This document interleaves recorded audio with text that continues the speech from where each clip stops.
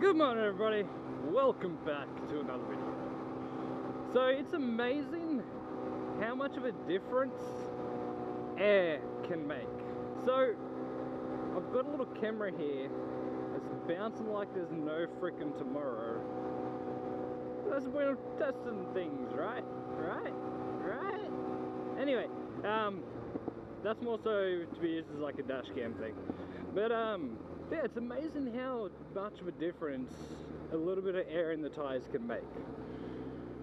So my tires, something that I'm comfortable with, something that, you know, I use every day, is I run 36 psi on the front tire and 37 on the back, if I'm by myself.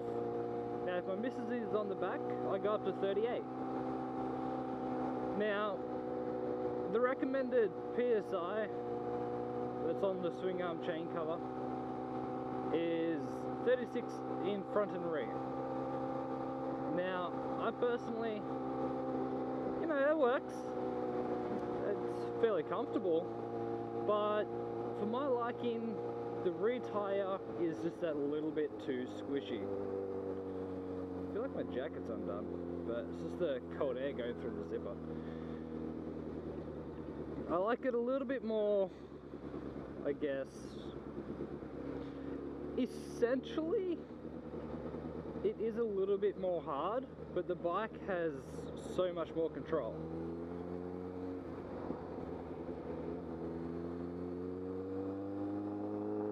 Like, it feels way more flickable, way more nimble, compared to running a slightly less PSI in the rear. I don't know why, I can't explain it. But the last few days I've been, I guess, it has not wanting to be leant over in turns. It has not wanted to stay stable during slow maneuvers. You know, I went out for a ride the other day just to, you know, freshen up on my slow maneuverabilities, like doing U-turns and whatnot. And it just, like, it did not want to lean over. Now, I don't know how everyone else does the U-turns, but I usually counter lean like there's no fucking tomorrow. So if like the bike's tipping over, I lean the opposite direction to kind of keep the weight centered. Yeah, I mean, this feels like it wants to lean over, and it really does. This bike is great for in turns when you've got the correct air pressure. Now, one of the things that I was saying, like, it's amazing the difference between a little amount of air, is after I'd done some low maneuverabilities with low air, I went and put, obviously, more air in the tires, and I went back and done it, and this bike, it felt like a completely different bike. Like, it would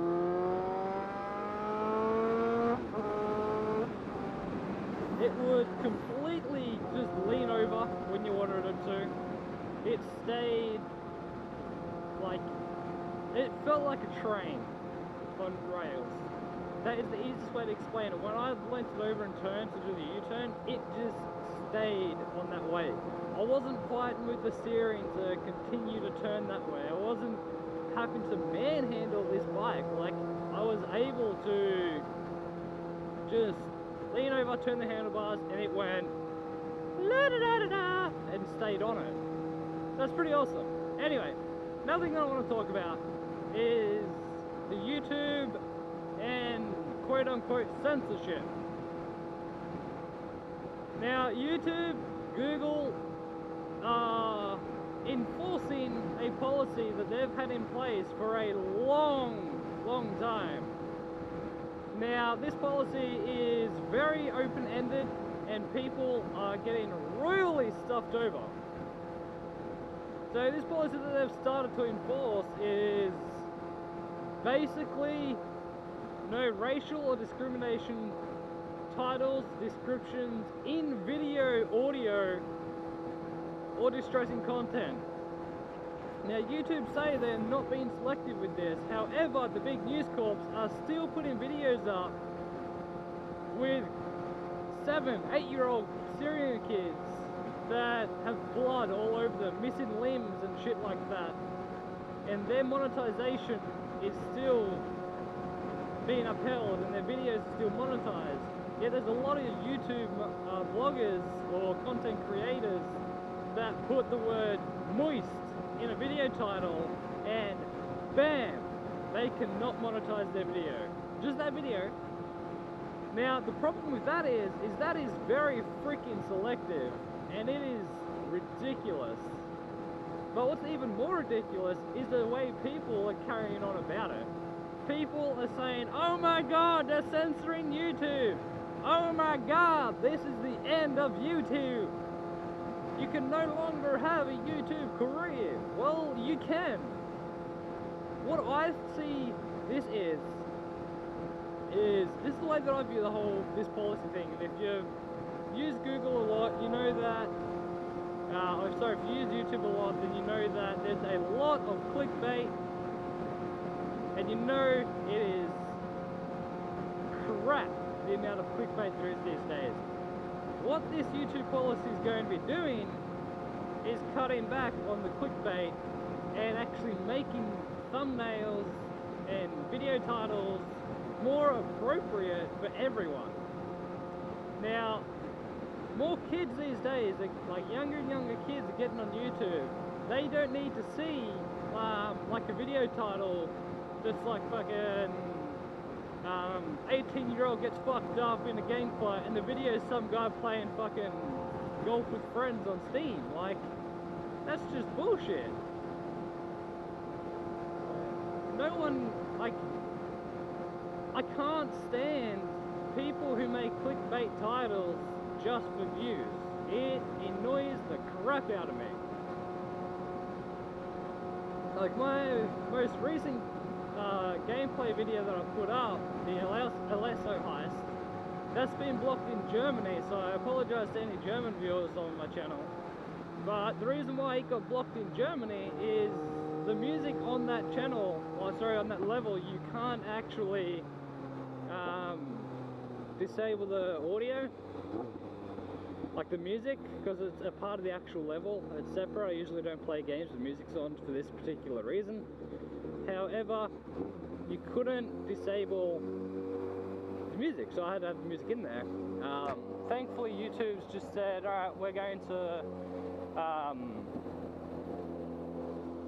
remove the revenue going to your channel stream, and we're going to put it so it goes to the content creator, so the music maker.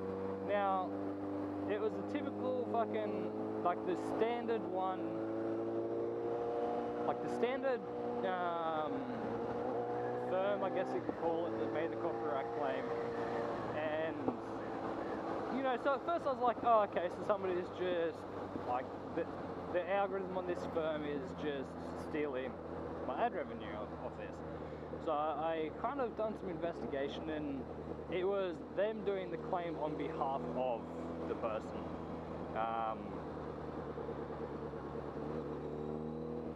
So, you know, fair enough. Like, I like the way that YouTube does that. However, if this is a false claim, I can't do anything about it because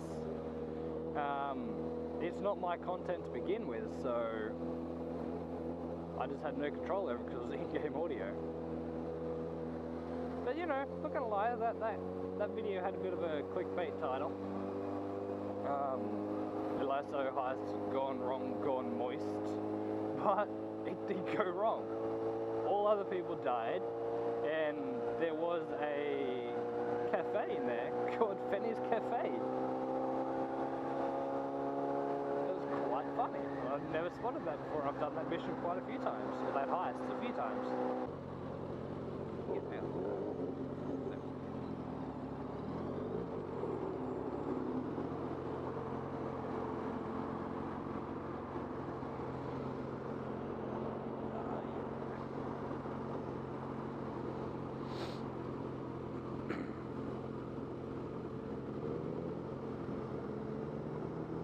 also Philly.